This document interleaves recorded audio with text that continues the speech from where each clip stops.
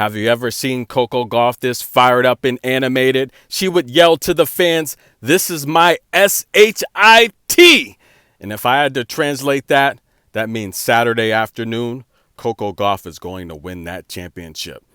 As always, this content is brought to you via the Doctrine of Fair Use, the Fair Dealing, and the Digital Millennium Act. Qinwen may need to start her own cracker factory. Saltines, whatever you want to call it, because she was always salty at the net. But this here is on another level, ladies and gentlemen. No eye contact, but who cares? This match belongs to Coco Gauff, and you have to feel for Qinwen. Nearly a 4-hour match, a plethora of unforced errors. Now, prior to this match, her high when it comes to unforced errors came earlier this year. Again, she didn't have her coach Reba's the first leg of this season. So a lot of unforced errors in Dubai against Peyton Stearns, 54 to be exact. Listen, guys, both of these ladies would combine for well over 120 unforced errors, and Qinwen just could not find a rhythm against Coco Gauff, ladies and gentlemen. That's right. In terms of break points, 44 break points between the two ladies. Qinwen had 27 opportunities to break Coco alone. She was 17 for 27 on her breakpoint opportunities. Coco was 8 for 17, but I think it really came down to the mental toughness of Coco Gauff and the athletic ability, the stamina. Now, Sophie was concerned that Coco's legs would give eventually. I'm sorry, Sophie. Coco Gauff, look at her. There's not a drop of sweat on her. Coco does not get tired. I am a bit concerned about recovery, just having played so much tennis. She's played 7 sets in doubles with Alexandra. She's also played 2 3-setters. This match here going 3 sets with 2 of them being tie breaks.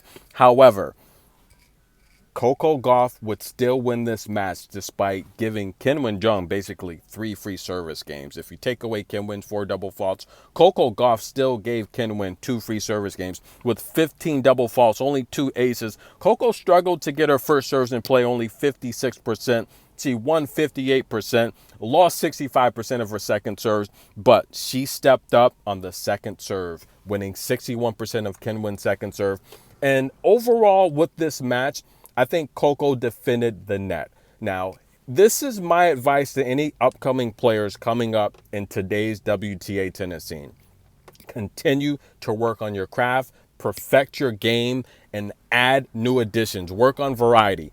This version of Qinwen I've never seen. She's going to the short ball. She's defending well in no man's land. She is literally tight roping this forehand down the line. This is a new addition I've never seen. And we saw her dominate against Sabalenka yesterday. So these young upcoming players, continue to stay in the gym and work on your game, because this was the best version of Qinwen I've ever seen. And still it wasn't enough to defeat Coco, who still gave her 3 free service games. Coco Gauff wins this match. She's going to take on Jasmine Paolini next. Are you guys concerned? Are you worried? Coco playing this long, grueling, nearly 4-hour match, playing doubles all week. Will she be exhausted? I think she'll be fine. And listen, guys, the head-to-head Coco still owns 2-1. And the big difference between the last match they played at the Porsche Grand Prix, actually, it's a huge difference. That court is a lot slippery. There's a lot more clay. This court here, it plays a lot faster. The Porsche Grand Prix in Stuttgart, that court plays very slow. It's very slippery. This court here in Rome, like I said, it's much more suitable to Coco's game. It plays very fast. Coco's going to be able to defend a lot better against Paolini. And if you watch the first set of that match, or just go watch my video, I covered it, Coco was dominating that first set. I just felt Jasmine, she took a risk. She had nothing else to do but to play fast and play risky. And Coco just she wasn't that active coming into that match, having not played as much. Jasmine had the edge just from her physicality, just from her stamina, just from her form. That's really what it came down to. Coco's in great form right now. This court's going to play a lot faster. I think Coco's going to be able to defend more. She's going to be able to get to her backhand more. And the way you saw her go toe-to-toe with Qinwen with the forehand, I don't think that's going to be an issue with Jasmine. Jasmine's also playing doubles as well. She's in the semifinals with Sarah Irani. They're taking on Diana Snyder and Mary Andreeva. So Jasmine's also got a pretty tough schedule as well. So I think Coco's going to be fine. And in the words of Coco, this is my SHIT. She's going to go win that title, ladies and gentlemen. I'll be covering it. We'll see you soon.